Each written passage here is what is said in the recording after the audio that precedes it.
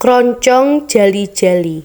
Aku weruh dheweke kang sapisanan nalika aku nembe wae mudhun saka helikopter ana desa Tuian kang kapanggonan pos pengawas Komisi Gencatan Senjata ing tlatah Vietnam Kidul. Wanita mau bebarengan karo pegawai staf liyane kang metu aku ana lapangan pendaratan helikopter. Dene tekaku ana panggonan kuwi merga entuk perintah supaya ngganti koncoku kang wis ngayahi tugas ana pas kono 3 sasi lawase. Aku nduweni kawigaten mirunggon marang wanita mau amarga dheweke katon prasaja banget ing samubarange. Salah bawane alus tropsila kaya dene patraping biyung. Mripate lindri-lindri kaya sajak lagi ngantuk. Latine kang tipis abang moyo-moyo iku ora karena dipulas dening ginjo. Nanging pancen asli paringane kang murbeng dumadi. Wayah esuk ing dina candhake nalika aku nembe wae arep mlebu kamar radio saperlu lapu-laram menyang markas nduwuran ing Pleiku. Aku kaget jegegrek. Ana satengahe lawang kamar iku sebabe aku weruh wanita iku lagi lungguh ngadepi radio kanthi ngungkurake lawang. Tibake dheweke lagi sesambungan radio karo liya panggonan. Wicarane basa Inggris wasis banget. Bareng wis rampung anggone sesambungan radio, dumadakan wanita mau linguk lan weruh aku kang lagi jegegrek kadya tugus Sinukarto nyawang dheweke. Kanthi alus alon-alon wanita mau njur ngadepake aku. Kalawan mesem dheweke uluk salam, "Good morning." Matrik aku sambatku sakjeroning ati. Marga lagi sumlengeran karena kaget, aku nganti lali mbales anggone mbegakake bareng wis eling, aku age-age mantuk karo mesem nanging kecut. Apa aku bisa nyuwun tulung disambungake karo Pleiku?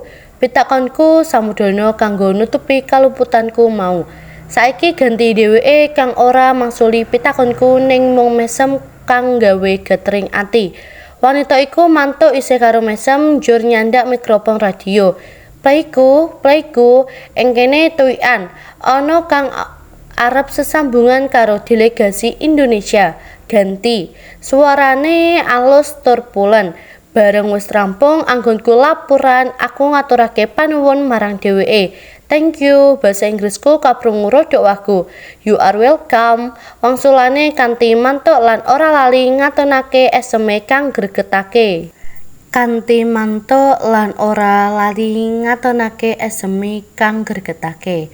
Tekan trailer utawa omah kang bentuke kaya gerbang sepur lan bisa ditarik kendaraan, aku njur takon kancaku sing arep dek ganti bab wanita mau.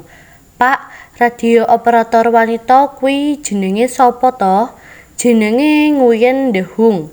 "Ning kowe aja neko-neko karo dheweke. Kanca-kanca saka Polandia lan Iran ya wis nate kurang ajaran karo dheweke.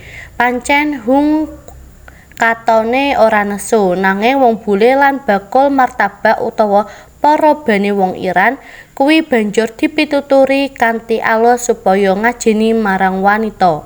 "Kawirangan ora," wangsulane kancaku karo ngguyu laka-laka. Sakwise entuk katerangan mangkono, aku njur ngati-ngati yen pinuju ngadepi wanita iku malah kena diarani aku tansah nyingkiri sesambungan karo dheweke.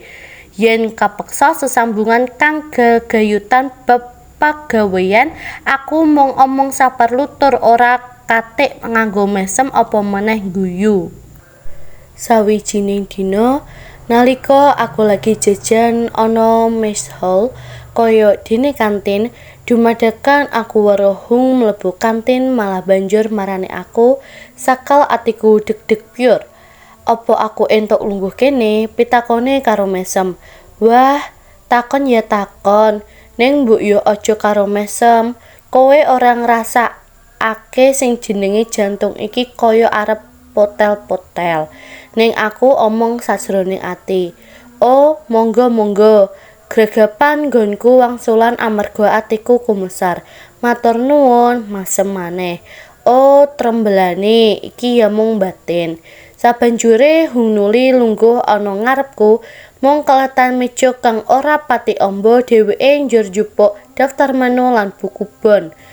Nuli nulis panganan lan inuman sing arep dipesen. Nalika dheweke lagi nulis karo maca daftar menu, aku migunakake wektu kanggo ngematake mripate, irunge, lambene lan malah kober ngitungi andeng-andenge barang. Nanging dumadakan Hung mesem, isih sinambi nulis karo adingkluk. Saking kagetku nganti kateging jantungku kaya-kaya arep mandeg. Aku age-age nerusake anggonku mangan kalawan ati tratapan. Pas aku rampung anggonku mangan, pesenane Hung nembe wae diladekake. Dheweke nuli miwiti maem kanthi alon-alon. Oleh mamah wae kaya dening nganggo irama. Wanita kok le alus kaya wara sambroda pangelemku ing batin. Nalika aku nembe wae ngempakake rokok, dumadaka Mbok Badro kuwi takon, "Nuwun sewu, apa aku entuk takon bab apa ya?" Dheweke ora neruske anggone ngomong, ning malah gumuyu kanthi alus. Nembe iku aku weruh Hung gumuyu. Yen miturut iklan jare iku ngguyu Pepsodent untuk kok le rintip miji timun. Entuk-entuk wangsulanku gregepan kanthi ati deg-degan, aja-aja giliranku sing dipituturi. Ngene, ning mengko yen atimu rumangsa ketaton, aku nyuwun pangapura sadurunge. Dheweke mandeg maneh, mripate mandeng aku terus. Gombal, dadak mandeg barang. Yen arep nyregeni ya ndang pisuhana, nanging aja gawe wong mati ora. Pisuhku ndridil ana sajroning ati.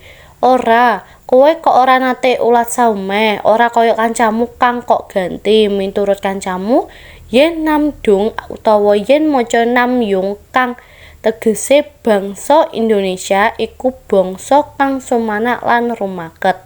Pitakone Hung sambil nerusake olehe maem nanging isih panggah karo ndingkluk.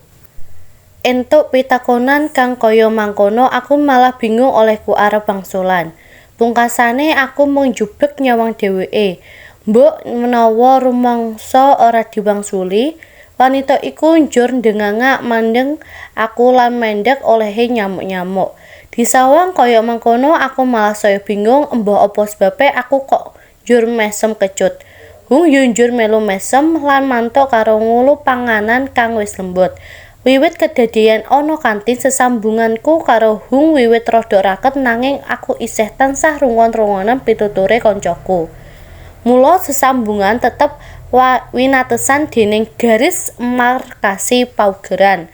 Ing sawijining dina nalika aku ana kantor lagi njingleng nontoni peta situasi karo neliti panggonan kang nate kanggo ajang paprangan kang mujudake pelanggaran gencatan senjata, dumadakan aku krungu swaraning bedhil lan swara jumlegure rame tur cedhak banget. Perang batinku. Aku banjur lumayu arep metu saka kantor saperlu nyatakake panggonane paprangan bareng tekan lawang. Dumadakan Hung mentunggul lagi lumayu arep ndelik ana jero kantor. Awet padadene kesusu olehe lumayu, mula tabrakan ora bisa disingkiri maneh. Gebrus, aduh, sambate Hung lan dheweke kontal memburi. Kanggo nyelametake wanita mau tanpa dipikir dawa maneh, Hung enggal-enggal dak sikep supaya ora tiba geblas. Neng dumadakan aku kelingan kandhane koncoku, mula cepet-cepet aku ngwali tanganku kang nyikep Hung. Nanging kojor tangan babit nyampluk kusen lawang. Aduh, genten aku sing sesambat lan bareng dak deleng tanganku pingget kena linggiran kusen. Deleng tanganmu celatu mengkono. Hung nyaut tanganku, bareng bubar ngiling-ngilingi sedelok, tanganku njur remes-remes dipijeti. Korapa bareng dinyet-nyet tangan kang alus tur lumer. Sokolo awak merinding kabeh kaya dikremeti semua cilik-cilik sak yuta cacahe. Sejatine aku yo isin tanganku dipijeti kaya mengkono, karepe mono tanganku arep dak tarik ning kok rasa-rasane isih betah setahun engkas. Piye wis ora lara? Pitakone Hung. Wis waras, kemon. Matur nuwun, aku narik tanganku. Ing donya iki ora ana kahanan kang langgeng tanpa watesan. Semono uga aku datan luput saka owah gingsiring alam. Aku kudu nuli milih nyang tanah wutah getih kang banget dak tresnani. Perintah wis dak tampa lelantaran radio jam 8:30 ing dina kang wis kantemokake kudu mangkat. Aku wis sumadya ana lapangan pandharatan helikopter. Mayor Abdullah Kemne, opsir saka Iran lan sawetara pengawal staf melu nguntabake ana lapangan nanging Hung ora katon. Jam 09.00 helikopter kang metu aku wis mendarat. Tanpa mateni mesine, sopir becak gegono kuwi mudhun lan marani aku. "Hai, wis siap?" pitakone pilot Amerika iku kang wis tepung aku.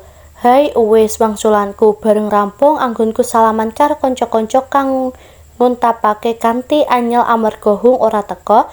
Aku arep mencolot mlebu njang mbero heli. Dumadakan aku krungu wong undang-undang, "Tuta Mayor enteni." Aku noleh memburi tibake sing jilih-jilih kuwi mau Hung kang lagi lumayu marani aku. Bareng wis adep-adepan kanthi ambekan isih krengongosan, dheweke omong, "Aku aja dilalekake ya, sugeng tindak." Dak sawang mripat kang lindri-lindri mau katon sangsaya surem lan kembang-kembang. Malah lesadelo ana waspa kang turantes nelesi pipi. Aku njupuk kacu saka sok celana, pipi kang teles katetesan elo maslak usapi nganggo kacu. Nanging sepira kagetku marga dumadakan kanthi sesenggrukan Hung ngebut sapu tanganku banjur balik lan mlayu gendring. Pepuntone aku mung ndelek-ndelek nyawang wanita mau kang lagi lumayu. Kanthi awak lemes, aku banjur ketekel-ketekel menak mlebu njero helikopter kang nuli mumbul anggono. Atiku kang sepi kebak rasa panelongso dek lelipur kanthi nyawang mega-mega putih kang arak-arakan nang semake ing langit resik wayah esuk iku.